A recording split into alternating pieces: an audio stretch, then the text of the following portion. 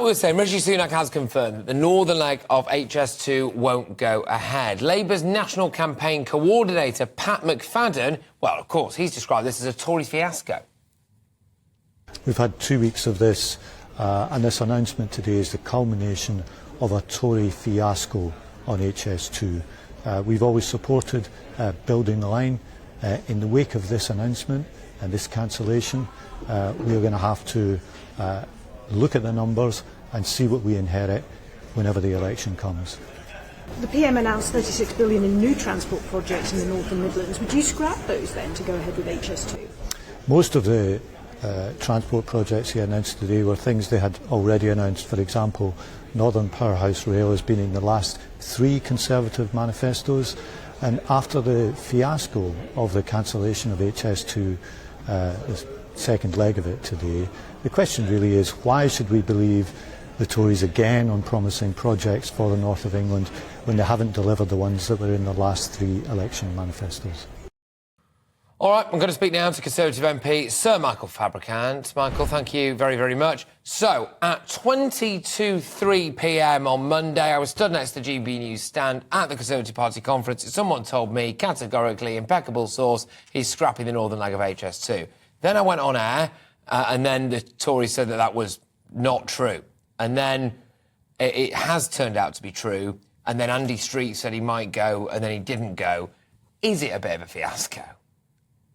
Well, it all went wrong, didn't it? When 3 weeks ago, a Treasury official was walking up to Downing Street holding a transparent folder, and the folder was talking about the costs of getting rid of phase 1. So it all got, phase 2 rather, so it all got out there.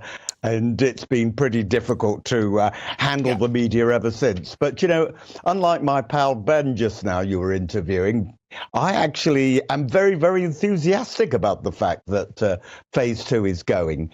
And I don't think that many commentators really understand exactly what is going to happen. So let me just briefly explain. Though the line will run from Euston to Birmingham, yes, everyone knows that. But in fact, HS1, phase 1, will carry on past Litchfield and then join an upgraded West Coast main line, and upgraded so that it can take high-speed trains. That means that there will be high-speed trains in Manchester, not running slowly, not running at a 480 miles an hour, but quite capable of going at 140 or 160 miles an hour, and they'll be delivered possibly within 7 or 8 years, rather than 20 years, which is what it would have been had HS2 carried on. OK, look, hey, I suppose it's better than nothing, and there is this £36 billion I think it's better. I think it's a lot better solution, actually. And, you know, Pat McFadden was looking very miserable there, as he usually does. But I'd like to remind Pat McFadden that actually the original HS2 proposal was very good. It originally was going to connect with Paris and go into Manchester Piccadilly and Birmingham New Street, which would have made sense. Instead, Lord Adonis, a Labour transport minister, totally redesigned it and resigned it in such a way that it doesn't connect with any of those main stations and really is a bit of a white elephant. OK, now, Michael, let's zoom out a little bit. HS2, I'll be honest, I've had enough of it. OK, so there were some other issues. There were some other issues that took place at the Conservative Party conference, which we're going to be addressing a bit later on. The first one for me, I've got to get you on this. The language that Suella Braverman used. She's previously used an invasion. She spoke about a hurricane of mass migration, etc. Are you bothered by that use of language, or do you think most people actually agree with it and would use it themselves? Look, it's colourful language. Look, let me be absolutely frank. I'm, very pinko on social issues.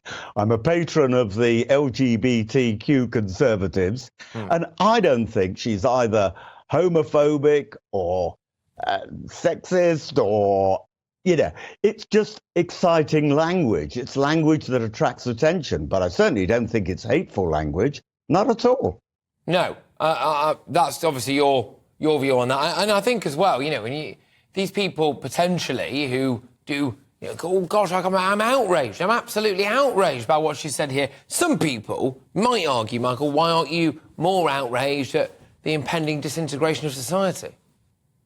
Well, precisely right. And, it does not work if you can't get to see a GP, and it's because there are so many people moving into your area illegally. We do have to tackle this problem.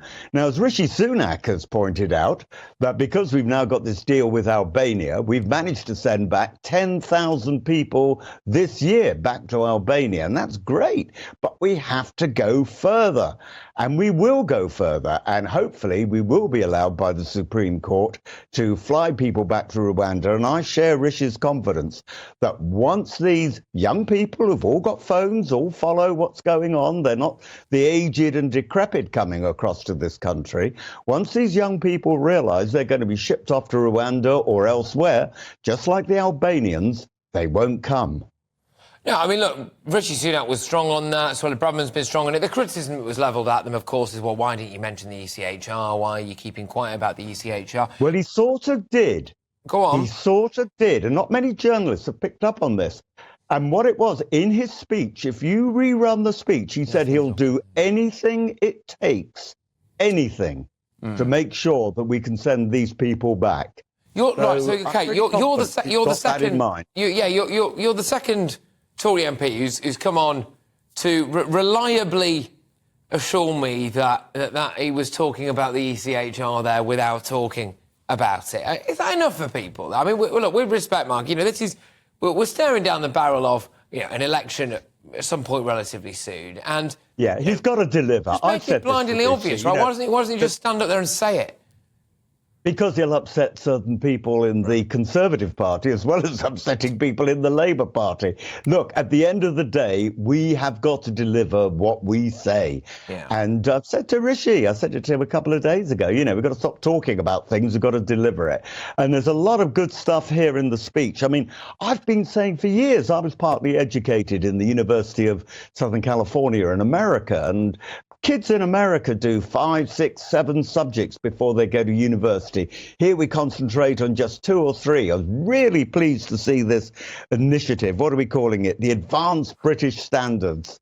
The Advanced British Standards. Whatever. Yeah, 5 subjects instead of 3. Yeah, absolutely. I mean, the child inside me is saying that you're not going to win the youth vote with that one. But hey, maybe you will. Maybe you will if they end up being better educated. I don't know. We'll have to wait and see. Michael, thank you very much. Michael Fabricant. Thank you. Who's the Conservative MP for Litchfield.